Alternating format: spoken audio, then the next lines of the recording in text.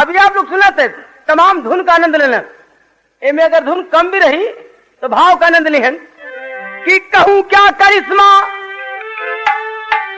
आप लोग कुछ जो जवान हैं तो बचपन में सुन ली, जो बूढ़ हुई उनके एक बार फिर जवानी आ जाएगी। के कहूं क्या करिश्मा खुदा की कलम का, कहूं क्या करिश्मा खुदा की कलम का, कि पानी में भी अग्नि ज्वाल छिपे हैं। पहचान ले दिल गरीबों के घर में, अंधेरे में गुदरी में लाल छिपे हैं। लेकर जन्म जन्म भूमि के कारण लड़ायान पर जो शहीद रहा है, उस्मान चाचा के गोदी का तारा दुलारा वो अब्दुल हमीद रहा है। अरे हुआ जन्म भूमि पर कुर्बान जो की, अरे हम गा रहे हैं तराना उसी का, हम गा रहे हैं तराना उसी का, हम गा रहे हैं तराना उसी का। तो जिला गाजीपुर समझो ग्राम धामपुर सही, अरे वही उस्मान के गोदी में जन्म नूर सही। पिता गरीब करते कपड़े की सिलाई को, अरे हाय बेटा न कर पाया अच्छी पढ़ाई को। चला बनारस को संगी साथी दो चार लिए, हुआ सेना में भर्ती घर पर अपने तार दिए, हुआ सेना में भर्ती घर पर अपने तार दिए, हुआ सेना में भर्ती घर पर अपने तार दिए। अरे बलिदान जो, अरे बलिदान जो कर गया है खुशी का, हम गा रहे हैं तराना उसी का, हम गा रहे हैं तराना उसी का, हम गा रहे हैं तराना उसी का। अरे शहीदों में सितारा हो गया अब्दुल हमीद अपने जन्मभूमि का प्यारा।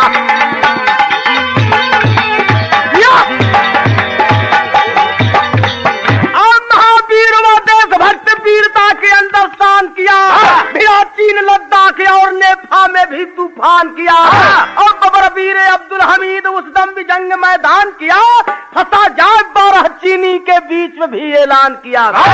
62 की लड़ाई में 12 चीनियन के बीच में जब घिरा गिलन है लद्दाख में, ऐलान कर देना। लेकिन का कहलन कि हम हिंद के हिंद हमारा है, हम हिंद के हिंद हमारा है, हम हिंद के हिंद हमारा, हम हिंद के हिंद हमारा है, हम हिंद के हिंद हमारा है, हम हिंद के हिंद हमारा है। अरे घर रहे मेरा 12 चीनी, फिर भी बबरा नमकारा है, हम हिंद के हिंद हमारा है, हम हिंद के हिंद हमारा है, हम हिंद के हिंद हमारा, हम हिंद के हिंद हमारा है, हम हिंद के हिंद हमारा है, हम हिंद के हिंद हमारा है।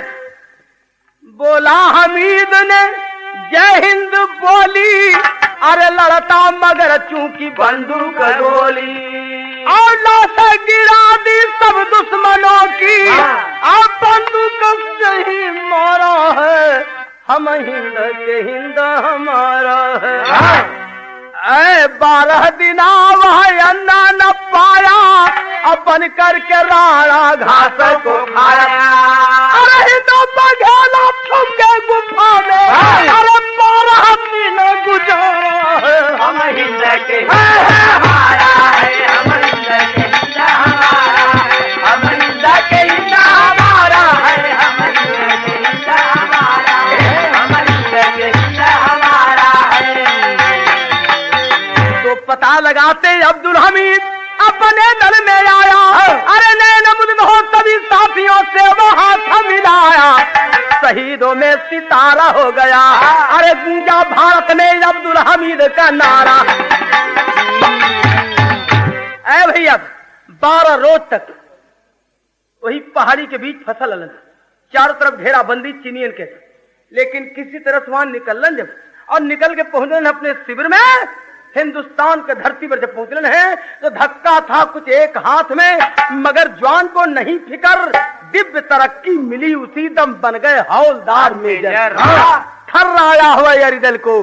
अब सन 65 की सुनो खबर, ताजी छुट्टी लेकर हमीद पहले आया अपने घर। ए भैया, 1 महीना का छुट्टी लेके अब्दुल हमीद घरेलन है। 62 लड़ाई खत्म भइले के बाद और जब घरेलन है 1 महीना का छुट्टी लेके तो का भयल। और जैसे पुरान विरहा में पुरान तर्ज है, उस समय का बड़ी मशहूर धुन रहल यह जो बतावे चलते जब घरेलन तो का भयल।